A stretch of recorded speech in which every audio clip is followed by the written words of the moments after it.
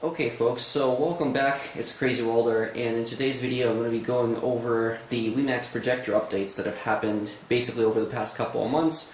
So I haven't really fired up my projector that many times, and I still haven't really gotten my updated screen, but what has happened is, as I've mentioned in one of my comments in my previous videos, is that the projector has actually been recently rooted. Now this came because some folks who have been actually working on the Mi TV box have figured out a way to basically get into those systems and modify the Android that's running on them, as well as just be able to turn off certain things such as the launcher. Now, on this particular projector, the same kind of thing actually ended up applying because the same method to hack it actually works. And the way that you would do that is you would actually get an HDMI breakout cable, you'd have to do some soldering, then you'd basically get into Adb and launch any kind of scripts that you want that way to be able to basically enable root. But in this particular video, we're not going to end up focusing on that. I think most users are probably not going to end up going that route, especially considering that there is, again, like with any rooting procedure, a chance that you can actually brick your projector. So the main reason to basically do the second method of getting the same features or sort of the same functionality that root allows you is to actually download an application onto your projector from the internet to be able to get rid of this interface, which is basically primarily in Chinese, to also disable most of the apps that come with it, which most folks consider bloatware. And the third and final portion is to finally be able to enable Google Play services without any problems. As we know, when this projector launched, basically most of the Google services didn't work or didn't work properly, and you had to jump through basically a ton of hoops just to get them going. Now you can see that in my case, I already do have some stuff in English, and the rest of it still shows up in Chinese, which is kind of a shame. But with that said, there's only so much you could do with the launcher that changes only some of the settings to English. So the nice thing is that you have all this stuff on here, which is now in English. But again, things like Netflix don't work, YouTube doesn't work. The Play Store doesn't work, and there's just a number of applications that simply don't really do a whole lot. Basically, when you try and launch them, they usually fail, or they try and update, and then the update tends to fail. So that's kind of the biggest issue right now. Again, you can kind of see that the settings menu has been made into an English menu, but again, there's still a lot of stuff that's in Chinese. There's still a lot of bloatware. So what this will allow us to do is effectively get rid of a bunch of that, basically freeze the apps, and you can now also use a different launcher. So let's get into that really quick.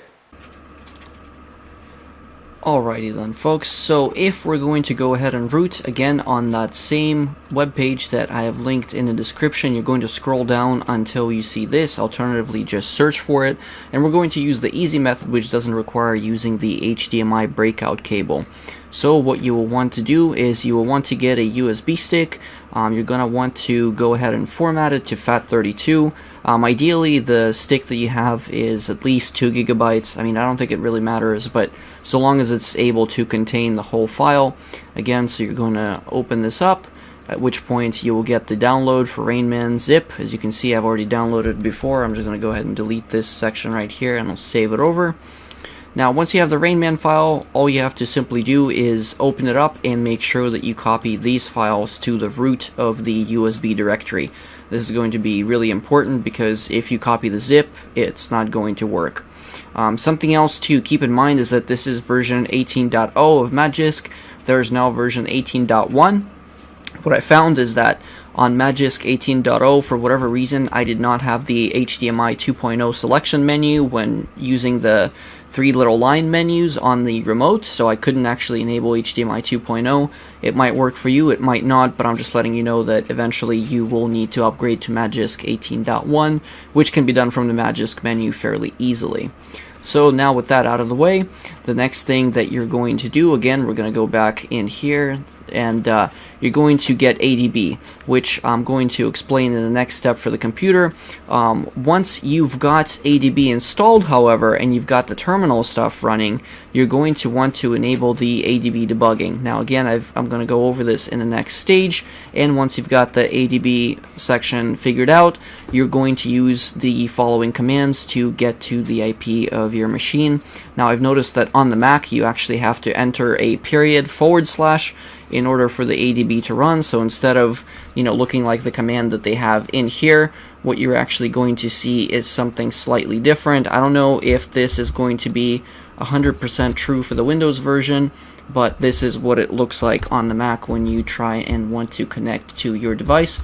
And in here, in my case, the IP of the projector was 10.0.0.103. Yours might be different. You will need to go into the projector settings, as I will explain in the next video, to get that. Once you've got that sorted, you will need to use the Adb reboot update, which at that point will launch the files that are on your USB, and from that point forward you will need to make sure that you have a mouse connected to one of the USB ports of your projector. It doesn't matter if you connected before or if you connected prior, it is still going to work. And then you will simply navigate through the settings and you will hit the Mount System button. Now it is going to be a little bit confusing when you first see this. I'm going to film this part so you guys can kind of see exactly how all of that stuff runs. Now one thing I should mention is that when you are trying to connect to the projector, obviously make sure that it is actually on the network, so either connected via Ethernet or it's connected to your Wi-Fi, because otherwise of course you won't be able to get an actual IP and therefore connect to it using this particular method. If for whatever reason you do not have an Ethernet connection at your house, or you don't happen to have a Wi-Fi hotspot, then you will most likely need to be able to use another method to get the projector rooted, which is specifically the HDMI breakout cable that they explain sort of in the older method up above. I don't remember exactly where it's actually explained. It might be a little bit further up in the post. But the point remains that there are a number of different ways to enable this. The easiest way, again, is using the USB stick to get this all up and running. Again, incredibly straightforward, and I'm going to show you guys exactly how this stuff works on the projector. Okay, so one of the first things you'll need to do in order for us to make the root work is you're going to go to this website right here. I'm going to put the link in the description so you folks are able to access. What you're going to do next is you're going to scroll down a little bit further down here. You're going to open the page where it says download Adb for your OS. You're going to open that up. Now in here, obviously you will select the one for your operating system. Now in my particular case, since I'm currently on Windows, that's the one that I'm going to use. So what we're going to go ahead and do is we're going to click download Adb. Zip file for Windows. We're going to go ahead and download that guy, and then once that's done, you're going to want to basically open up a folder, ideally somewhere on your PC. So make a new folder. In my case, I'm just going to call it Adb because that's a lot easier, but it doesn't matter, you can leave it as whatever you want. You're going to take everything that's inside of this platform tools folder and you're going to copy that over in there. Now alternatively, you can also just copy the whole platform tools folder to your desktop, but Adb is going to be a little bit easier to use once we have all of that set up and running. Now obviously, in order to launch this stuff, you're going to open up Terminal, and once you're in Terminal, you can do one of the following things. You can either drag it in here so that it gives you a direct link to the file, and obviously CD into it so that you're actually in there, and from there you can launch whatever Adb commands you happen to need to launch. Now in this particular case, one of the commands that you will end up using is going to be the Adb connect command. Now it says here the IP of your device, which in our specific case you're going to need to go into the projector settings and into the info about the device, and you're going to need to scroll down to get your IP. In my case, it's 10.0.0.103. It might be whatever else for your machine, and then don't forget to put the 555 after it to connect through the network. Now at this point, you're also going to want to make sure that when you're on the projector itself, that you actually have the developer options enabled. Now again, in order to get to the developer options, you simply need to go into the projector settings. If you click on the here, it'll tell you exactly where to go. Now on the projector, it's just slightly different. It depends on how you get to it, but typically what you want to do is in the settings app, you'll want to select the system. You're going to select about this device or about phone, and then you're going to click the build number a bunch of times until you finally get the developer options enabled. Once you do, go into the developer options and make sure that USB debugging is turned on, otherwise this might not work. Now, when you actually go on the projector and connect with ADB, you're going to see a little pop-up screen that says allow this device to connect. You always want to make sure that you allow your PC to connect. That way, the next time you connect, it will be pretty much seamless. Your final step is going to be to type in ADB reboot update after you've typed in the ADB connect, at which point it will launch into TWRP.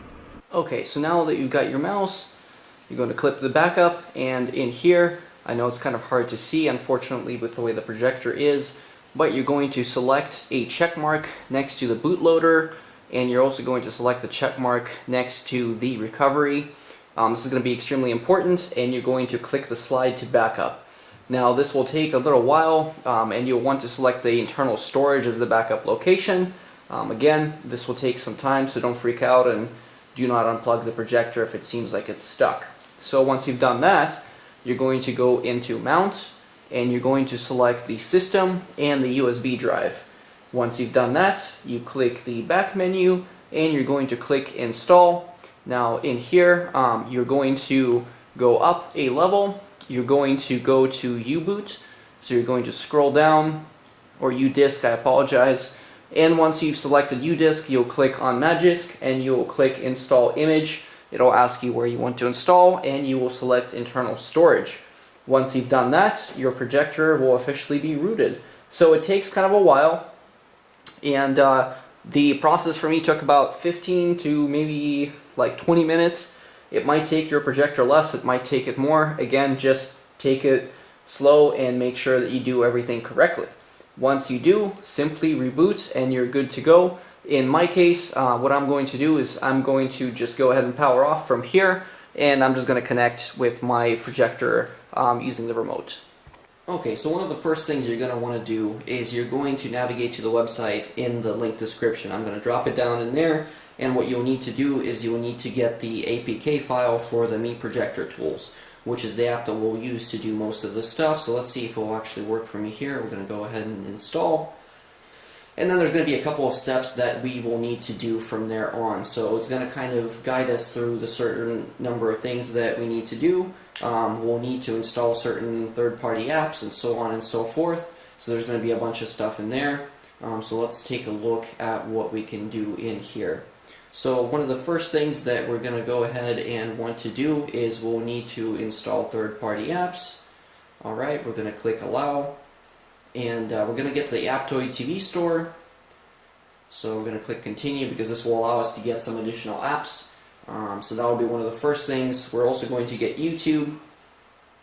That generally, of course, makes it just a heck of a lot easier to browse YouTube without having to have an additional device plugged into the projector to do so. So you can just do it straight from the projector, making use of the smart options that it essentially has in there.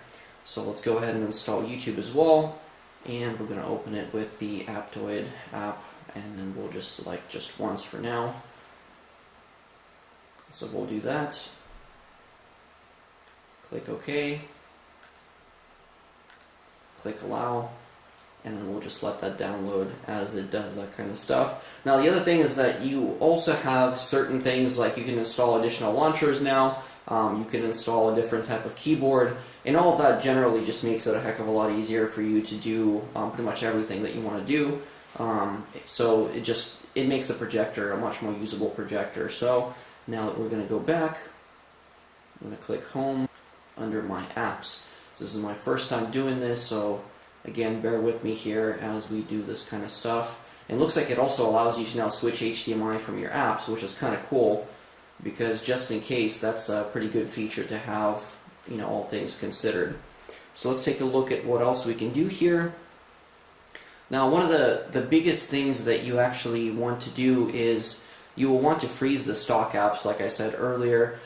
In essence, what this allows you to do is it allows you to get rid of all the crap that has been installed on the projector itself. Means it runs a little bit quicker now. It also means that you'll be able to essentially do whatever in terms of putting your own apps on there, which again just makes it a heck of a lot easier. Now we can also freeze the stock launcher right here.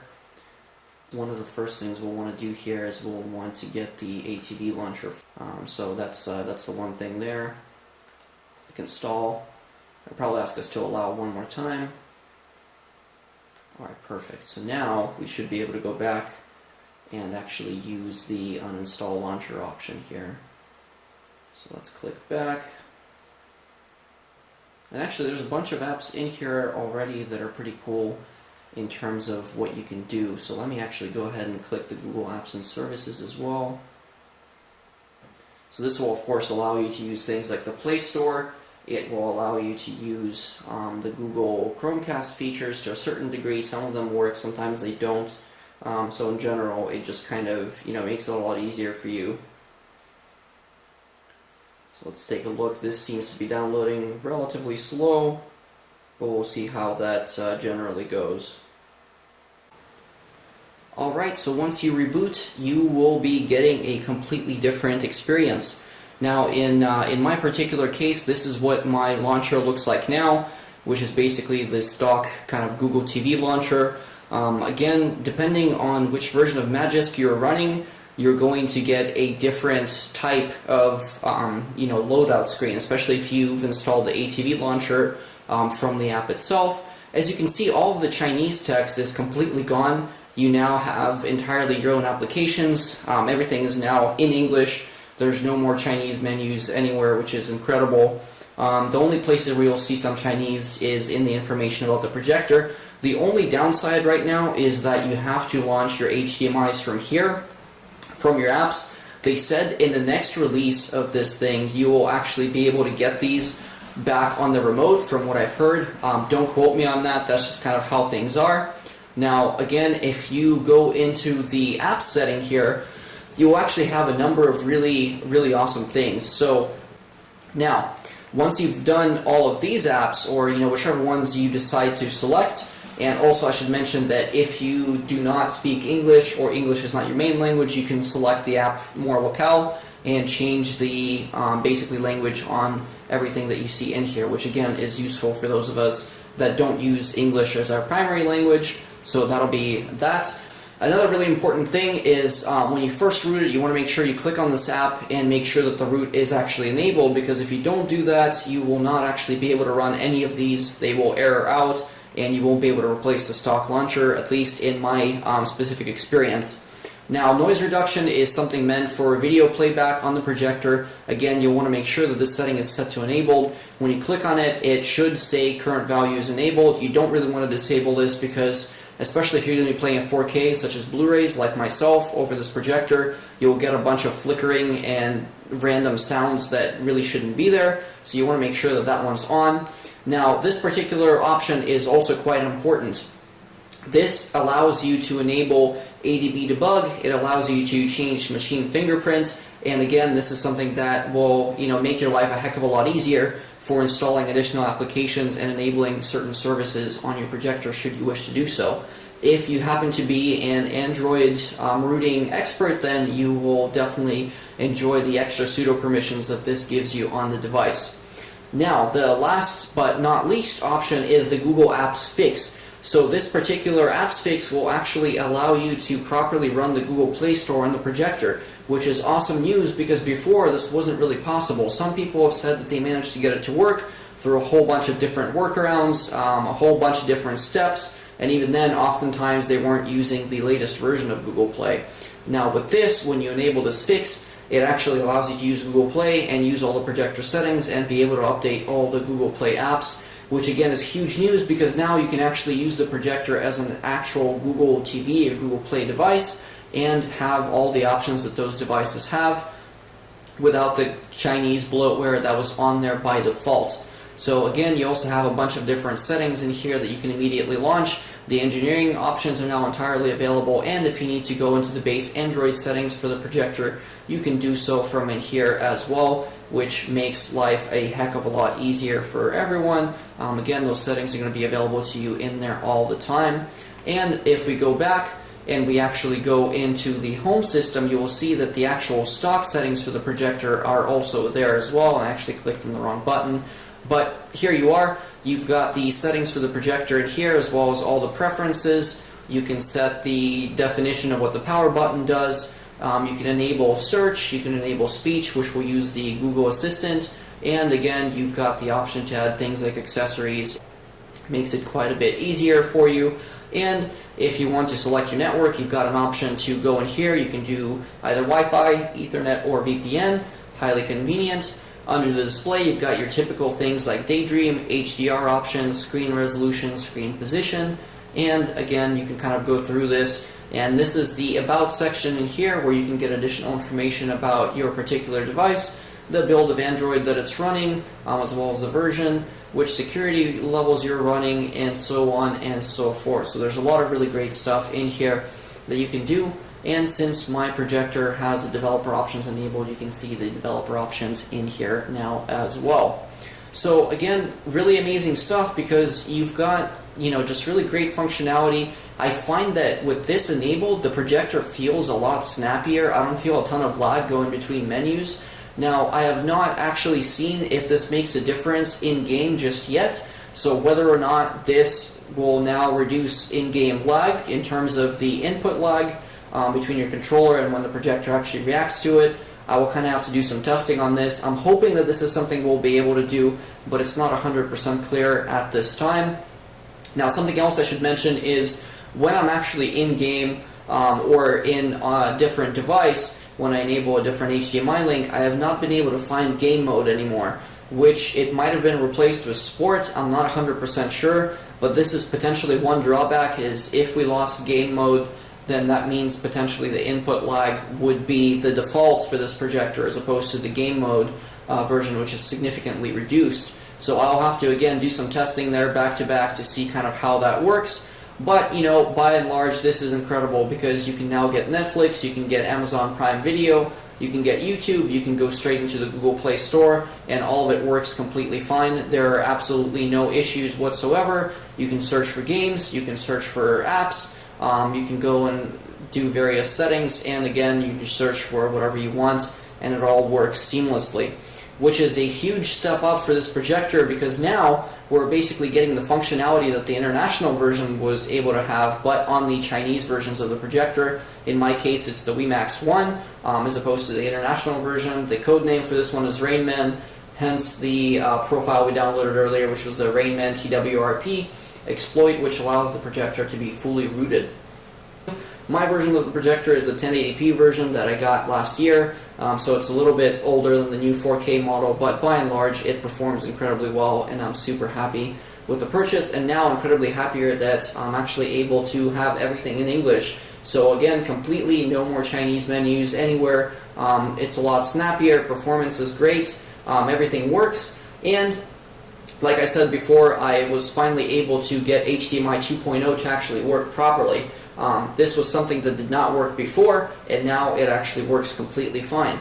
So hopefully this video gets you guys up and running and gets your projector rooted. If you have any questions, feel free to reach out to me or ask the folks on the forum, since they're a lot more knowledgeable. But this is huge for this projector, because now it is finally a fully usable Google device that you can have in your home. It actually doesn't look like some kind of crappy thing that you can't really show off to your friends because it's in a weird Chinese language. It now works completely fine for those of us that are English speakers or otherwise. And again, the performance of the projector seems to be at least superficially improved by all of these settings.